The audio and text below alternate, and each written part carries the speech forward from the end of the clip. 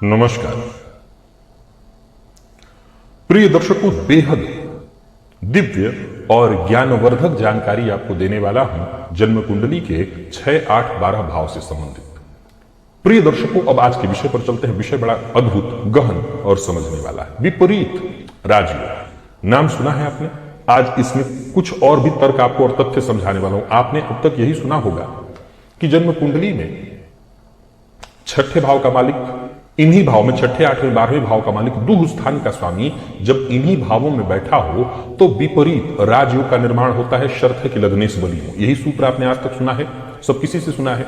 विपरीत राजयोग के बारे में बहुत कुछ मैंने बताया है, बहुत कुछ समझाया है कि विपरीत राजयोग हर किसी पर लागू नहीं होता। अगर सामान्य शब्दों में कहूं तो मैं आपको कह सकता हूं कि मेरी भी कुंडली में दो विपरीत राजयोग है और लग्नेश के बली होने के कारण वो दोनों के दोनों हैं। लेकिन मैं जानता हूं मेरे किसी खास काम आएंगे नहीं, क्योंकि मेरे काम कर्म उस तरह के नहीं है। तो जब कर्म उस तरह के हों तो विपरीत राजयोग काम आते हैं। खैर, मैं विपरीत राजयोग के संबंध में आपको कुछ और बातें बताना चाहता हूं। विपरीत राजयोग केवल 6, 8, 12 के स्वामी इन्हीं भावों में हो, यह बनता है। इतना ही आप जानते थे।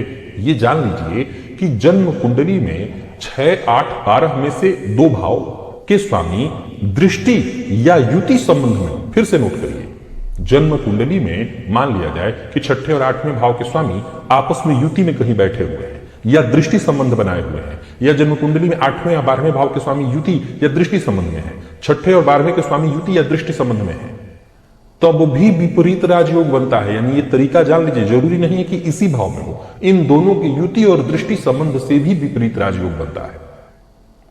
एक और पॉइंट जान लीजिए,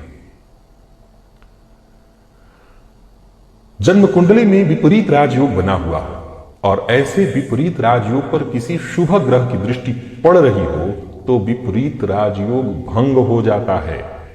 विपरीत राजयोग का प्रभाव नहीं मिलता। फिर से नोट करिए कि अगर जन्म कुंडली में विपरीत राजयोग बन रहा हो और उस पर किसी शुभ ग्रह की दृष्टि पड़ रही हो तो विपरीत राजयोग का प्रभाव नहीं मिलता। और तो और जन्म कुंडली में विपरीत राजयोग बन रहा हो और जन्म कुंडली के शुभ स्थानों के स्वामी, शुभ स्थान कौन कौन है? मान लीजिए लग्न है, पंचम है, नवम है, ये सर्वाधिक शुभ भाव है, त्रिकोण है। अगर मान लिया जाए कि जन्म कुंडली में पंचम और नवम भाव के स्वामी की ही दृष्टि विपरीत राजयोग पर पड़ जाए तो भी विपरीत राजयोग भंग हो जाएगा, अर्थात विपरीत राजयोग का लाभ नहीं मिलेगा। प्रिय दर्शकों, बार बार कहता हूं, हर बार कहता हूं, राजयोग का मतलब कभी नहीं होता कि सर पे आप मुकुट बांध करके घूमेंगे। राजयोग का मतलब होता है कि अपने वर्तमान परिवेश या परिस्थिति, जिस परिवार से निकल करके आए हैं, परिवार की मासिक आय अगर 100 रुपए थी तो देखते ही देखते, ऐसा नहीं है 100 रुपए मासिक वाले भी खरबों में चले जाते हैं, ये कोई बड़ी बात नहीं है।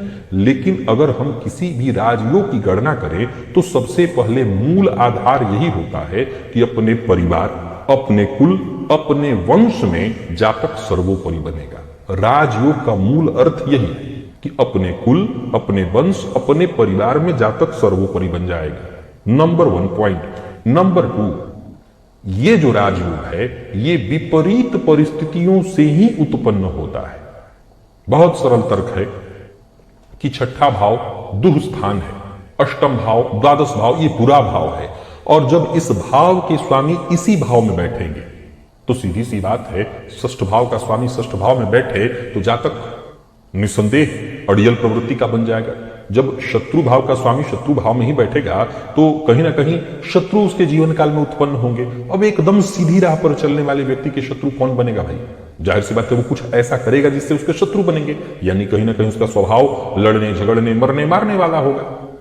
अब उस पर भी अगर लग्नेश बली हो तो वो जातक परिस्थितियों के बिल्कुल विपरीत जाकर, यानी जो सामाजिक मर्यादा है, जो एक सीमा रेखा है, उस सीमा रेखा को, बांध को वो तोड़ देता है और फिर उसके बाद वो कहता है ये न के न प्रकारे न, मुझे ये पाना है तो पाना है, चाहे जैसे भी मिले। यही है विपरीत राजयोग। फिर भी विपरीत राजयोग के आज दो तथ्य आपको मैंने समझाया कि इस भाव के स्वामी युति और दृष्टि में हो तब भी विपरीत राजयोग बन सकता है। अभी के लिए बस इतना ही, इजाजत दीजिए, पुनः मुलाकात हो। तब तक के लिए नमस्कार।